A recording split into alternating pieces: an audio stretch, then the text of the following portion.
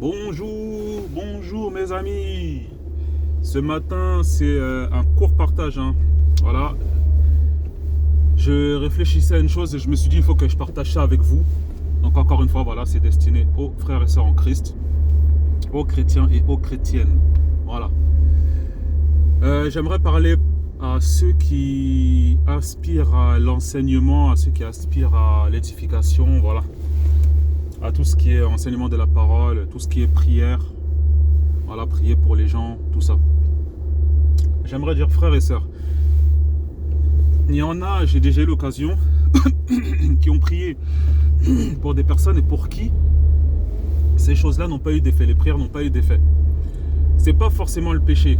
Voilà, j'aimerais apporter quand même une petite information. Là, il ne s'agit pas du péché. Là, je parle d'une personne qui est sincère dans le Seigneur et pour qui les prières pour les autres, par exemple pour la guérison, le fait de chasser les démons, ça ne fonctionne pas spécialement. Ce qu'il faut savoir, mes amis, c'est que le Seigneur, il est attaché à sa parole. Le Seigneur est attaché à sa parole. Et il y a des commandements de base que le Seigneur nous a donnés. Quels sont-ils? Déjà, c'est le fait de croire en Christ. Voilà, de croire que Jésus est mort et qu'il est ressuscité, qu'il a été envoyé par Dieu et qu'il est fils de Dieu en tant qu'homme. D'accord? Par l'éclairage que le Seigneur nous donne, nous comprenons que le Fils, c'est le Père lui-même. Amen. Donc ce sont les conditions. Il faut avoir une vie de sainteté. Il faut être dans la sanctification. Il ne faut pas pratiquer le péché. Maintenant, il n'existe pas d'être humain sur la terre. Il n'existe pas de juste qui ne pêche pas. Ça, la parole le dit et ce sont des choses que nous voyons. Mais ça, c'est une petite parenthèse que je mets. Il ne s'agit pas de péché volontaire, mais de péché involontaire.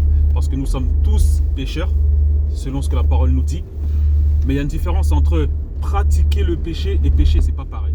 Donc, on est tous pécheurs par rapport au fait que Adam et Ève ont désobéi à Dieu. Donc, leur nature de sainteté a changé. Et ils sont devenus de nature pécheresse. Et nous, on a hérité de cette nature-là. Et selon les Écritures, voilà, dans 1 Jean, chapitre 3, il est dit que celui qui est de Dieu ne pêche point. Donc, ne pratique pas le péché, autrement dit, parce que c'est quelqu'un qui vit dans la crainte du Seigneur. Donc, la deuxième condition, c'est d'être dans la sainteté, dans la crainte du Seigneur, le fait de ne pas pécher volontairement, frères et sœurs. Ça, c'est le deuxième point. Et le troisième point, c'est le baptême, mes amis. Vous voyez, il y a énormément de points, mais là, je vais vraiment synthétiser parce que j'ai pris 10 minutes seulement. Donc, le baptême. Pourquoi je prends le temps de parler du baptême? La Bible dit, et c'est le Seigneur qui dit, faites des nations des disciples en les baptisant au nom du Père, du Fils et du Saint-Esprit. Et quand on prend le livre de Actes, il est dit baptisez-les au nom de Jésus-Christ ou au nom de Yehoshua Mashiach. Donc nous comprenons que le Père, le Fils et le Saint-Esprit, c'est Yehoshua. Parce que l'appellation a changé. Mais ça, c'est un autre sujet. Et il y a des gens qui enseignent qu'on n'est pas obligé de prendre le baptême d'eau. On n'est pas obligé.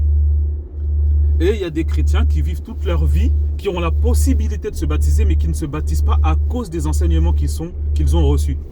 J'aimerais vous dire, frères et sœurs, et ce que je vais dire là, ça peut choquer. Je vous dis, je le dis d'avance, ça peut choquer. Mais le baptême est biblique et il est obligatoire. Pour ceux qui ont la possibilité de se baptiser, il faut se baptiser. Vous voyez, il faut le faire. Et je dis bien pour ceux qui ont la possibilité. Maintenant, vous me direz, oui, mais on a vu des cas dans la Bible où il n'y a pas eu de baptême, tout ça là. Comme le criminel repentant dans la croix. Oui, mais lui, il était déjà cloué, il ne pouvait pas. S'il avait la possibilité, il se serait baptisé, mes amis. Vous voyez? Ce qu'il faut comprendre avec le baptême, quand je parle du baptême, c'est le baptême d'eau, par immersion. Ce qu'il faut comprendre, c'est que le baptême, il est obligatoire, mais il n'est pas salutaire. Le seul baptême qui est salutaire, c'est le baptême du Saint-Esprit. C'est par le Saint-Esprit en nous que nous avons reçu le pouvoir de devenir enfants de Dieu. On est d'accord sur ça. Mais pourquoi je m'attarde sur ça?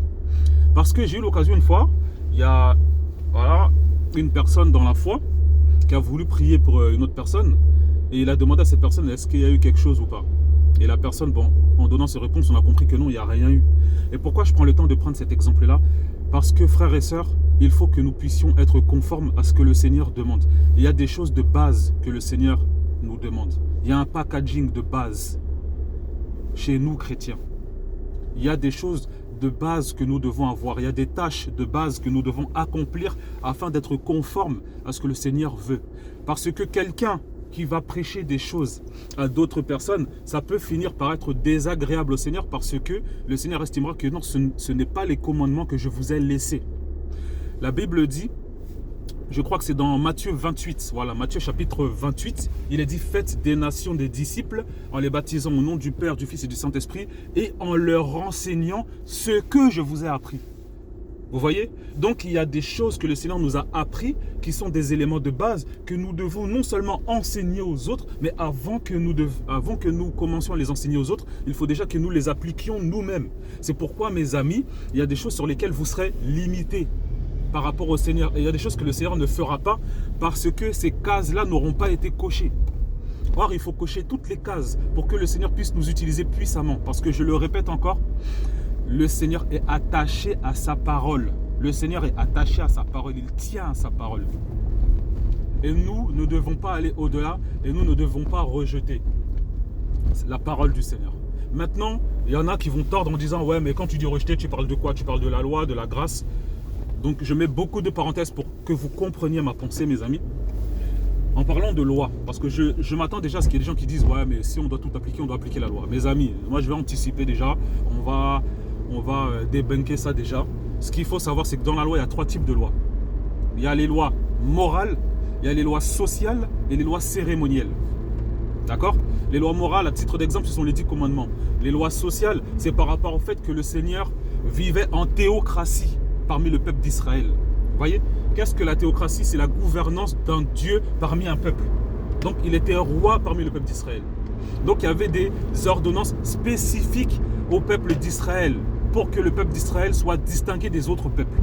À titre d'exemple, la dîme, qui était un impôt que les Israélites donnaient aux Lévites parce qu'ils n'avaient pas droit à aucun héritage. D'accord? C'est un exemple que je prends. Et les lois cérémonielles, donc c'est tout ce qui est sacrifice d'animaux pour le pardon des péchés, tout ça là. Et la seule loi qui s'applique à nous, chrétiens, c'est la loi morale. Les 10 commandements doivent continuer de s'appliquer. Maintenant, il y a ceux qui diront oui, mais pour le Shabbat. Le Seigneur est notre Shabbat. Donc le Shabbat, on le pratique tous les jours, selon ce que la Bible dit. J'aimerais verrouiller ces points-là pour que vous puissiez comprendre. Au final, pour finir, frères et sœurs, il y a des choses que le Seigneur ne fait pas avec certains chrétiens, avec certaines chrétiennes, parce qu'ils n'ont pas coché toutes les cases. Et ceux qui veulent enseigner, assurez-vous d'avoir déjà coché toutes les cases avant de vouloir enseigner aux autres. Parce que vous allez enseigner les autres ce que vous-même vous pratiquez. Donc si tu n'es pas pour le baptême, tu ne peux pas enseigner quelqu'un à prendre le baptême. Et le Seigneur va désapprouver ton enseignement parce que le baptême est biblique. C'est pourquoi il y a des choses que le Seigneur ne permet pas encore. N'oublions pas que nous n'agissons pas par notre propre force, mais c'est par la volonté du Seigneur. C'est par la force du Seigneur que nous faisons les choses. Nous sommes simplement des serviteurs, nous sommes simplement des vases que le Seigneur utilise pour sa gloire. Il ne faut jamais oublier ça, mes amis. Vous voyez ou pas?